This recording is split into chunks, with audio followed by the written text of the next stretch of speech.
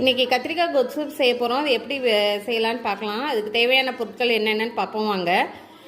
கத்திரிக்காய் ஒரு 6 எடுத்திருக்கேன். ஒரு உருளைக்கிழங்கு எடுத்திருக்கேன். அதுக்கு தாளிப்பதற்கு எண்ணெய், கடுகு, கருவேப்பிலை, மஞ்சத்தூள், சின்ன வெங்காயம், உப்பு தேவைக்கேற்ப, பயத்தம்பருப்பு ஒரு 3/4 கப்பு, ஒரு 15 பச்சை மிளகா, ஒரு நெல்லிக்காய் அளவு புளி. இதுதான் கத்திரிக்காய் கொத்துக்கு தேவையான பொருட்கள். இனி இதை எப்படி செய்யலான்னு பார்க்கலாம் வாங்க. கால்வாசி கட் பண்ணி தாளிச்சிக்கலாம். இதை இதுவும் இந்த ஒரு கொட்டை புளியும் போட்டு நல்லா வதக்கிடணும். வதக்கி இது அரைக்கிறது. அரைச்சி நல்லா இந்தளவுக்கு வதங்கிடுச்சு. இப்போ இதை நல்லா தண்ணி ஊற்றி பேஸ்ட்டாக அரைச்சி எடுத்துகிட்டு வந்துக்கலாம். இந்த அளவுக்கு நல்லா பேஸ்ட்டாக அரைச்சி எடுத்துக்கணும். கருவேப்பிலை, வெங்காயம் கட் பண்ணி வச்சுருக்கோம் இல்லையா, சின்ன வெங்காயமும் பச்சை மிளகாவும்,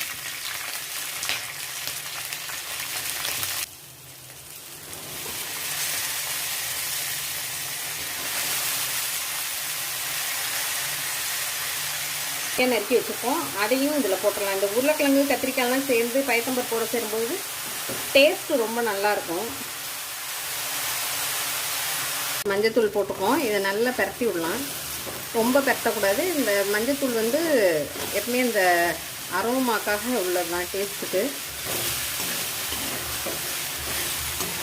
பாருங்கள், இப்போ நம்ம அரைச்சி வச்சுருக்கோம் இல்லையா, பச்சை மிளகாவும் புளியும், அதை ஊற்றிடலாம். இப்போ அடுப்பை சிம் பண்ணிக்கோங்க. ஏன்னா இந்த காரம் நம்மளுக்கு நெடியேறும். நாங்கள் கத்திரிக்காய் நிறைய இந்த வதங்கினதுலேயே பாதி வெந்திருக்கோம், கத்திரிக்காயும் உருளைக்கிழங்கும்.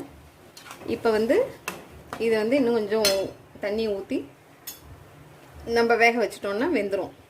இந்த வெங்காயம் இப்போ பாருங்கள், இந்த அளவுக்கு நல்லா வெந்துருச்சு. உருளைக்கிழங்கு கத்திரிக்காயும் நல்லா வெந்துருச்சு. வெந்தோடனே நம்ம என்ன பண்ணணும், இந்த பருப்பு வேக வச்சுருக்கோம் இல்லையா, இந்த பருப்பை இதில் ஊற்றிடலாம். இப்போ பார்த்தீங்கன்னா கொத்து முடிஞ்சிருச்சு, கத்திரிக்காய் கொத்து முடிஞ்சிருச்சு. பாருங்கள், நல்லா கொதிச்சிருச்சு. இவ்வளோதான்.